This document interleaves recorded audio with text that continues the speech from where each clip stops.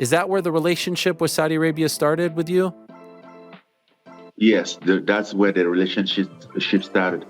Francis Ngannou has revealed that soccer star Cristiano Ronaldo had a major role to play in convincing him that Saudi Arabia was the future of sports.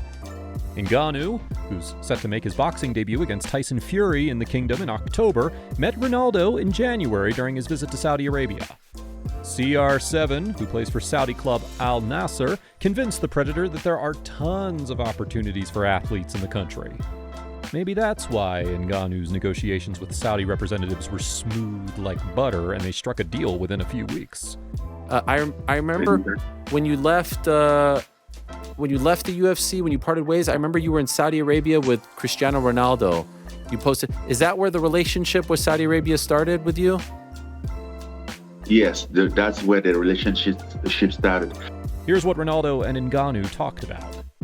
We had a good talk. He told me that the Saudi is the future.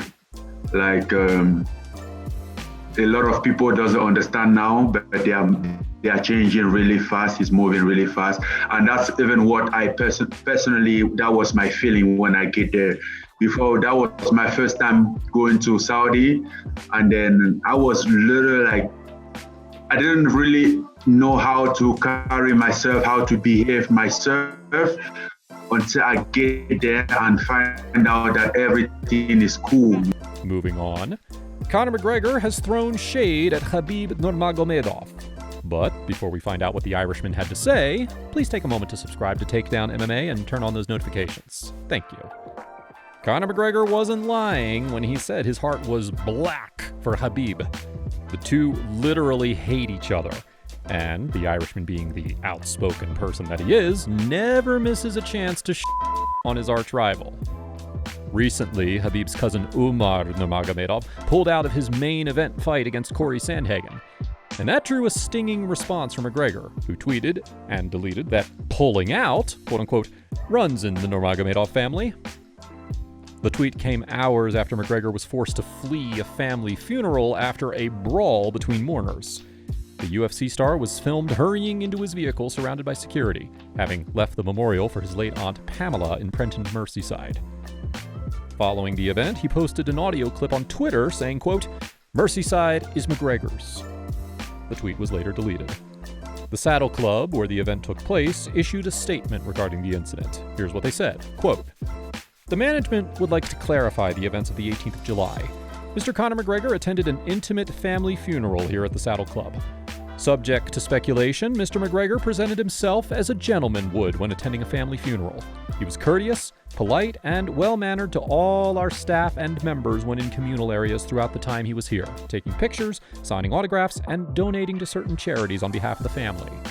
When the incident occurred, Mr. McGregor was upset by the actions of certain people attending the funeral, and Mr. McGregor's security detail decided it necessary to leave to avoid unnecessary speculation and attention."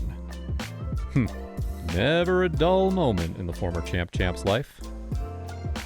Is Israel Adesanya running scared of Dricus du Plessis? After his N-word heavy rant at UFC 290, where he came face-to-face with Dricus du Plessis inside the octagon, Israel Adesanya believes that the South African won't fight him at UFC 293 because of a sore foot, and therefore he's preparing for a fight against Sean Strickland. So, I'm fighting in Sydney. I don't give a f***. Dickless, du Plessis, Dickless. F*** off. You're out. Strickland, you're in. Let's do the man dance. Show you how to really dance. Yeah, well, yeah, I title what you guys shit about. I can fight. No, you can't. Du Plessis, bitch. Apparently, du Plessis wants more time to prepare for his title fight against Adesanya, and that's reasonable. What's not reasonable, according to netizens, is Adesanya wanting to fight an injured man. Fans think Adesanya is running scared of a full camp du Plessis. Just reading a few tweets. Quote, "You're the pussy who wanted to get an injured man on an 8-week turnaround, LMAO. He fought 2 weeks ago. He ain't Aljo. The UFC isn't going to bully him into taking a fight before recovering from the last one. Nice try, Izzy. Pro wants DDP to go into fight prep injured so he doesn't have to take him on at his best. LOL. Cut the crap, says Izzy. Quote, "First year in the UFC, I fought 5 times. As a champion, I keep showing up, even through the COVID times. Y'all call me soft because I'm kind and like nice things. Your faves are softer than baby Dracus du Plessis or Sean Strickland? Who do you think would give Israel Adesanya a tougher fight? Ronda Rousey, beware. She would get her ass whooped if she decides to make her return to the octagon. Rousey last competed in 2016 when she was battered by the GOAT Amanda Nunes. Since then, Ronda has been away from the fight game and has transitioned to the world of professional wrestling with WWE, where she's a key member of the roster.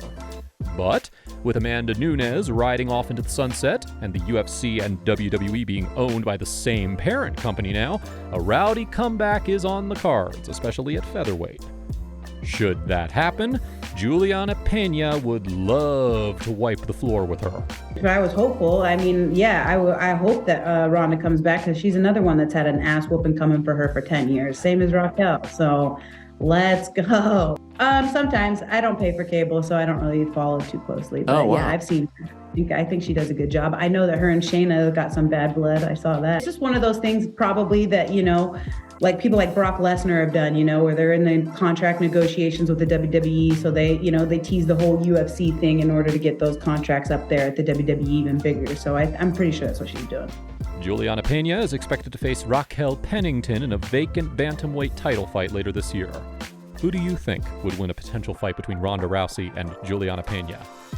OnlyFans boxer Daniella Hemsley has been banned from competing on KingPyn's final show for flashing her breasts after her recent fight. Hemsley, who lost in her professional boxing debut in April, scored an impressive victory against Miss Danielka in the women's losers bracket at the 3 Arena in Dublin. The victory was a major milestone in Hemsley's young career, and she was so overcome with emotion that she decided to flash her breasts. Not a very wise way of celebrating a victory, especially when your promoter has to publicly apologize for it.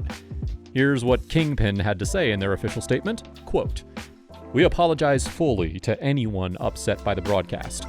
The fighter involved in the incident will not be appearing in the final event and has decided to take some time away from boxing.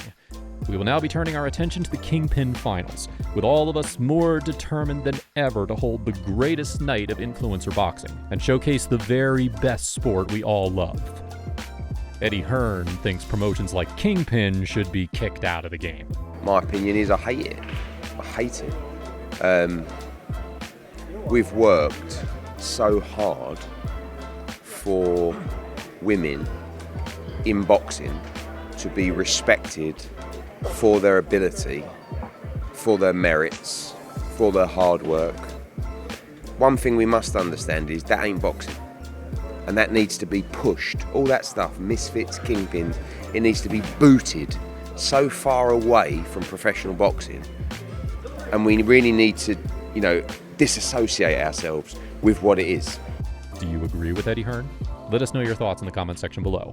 To stay up to date with the latest happenings in the world of mixed martial arts and boxing, please subscribe to Takedown MMA and turn on your notifications.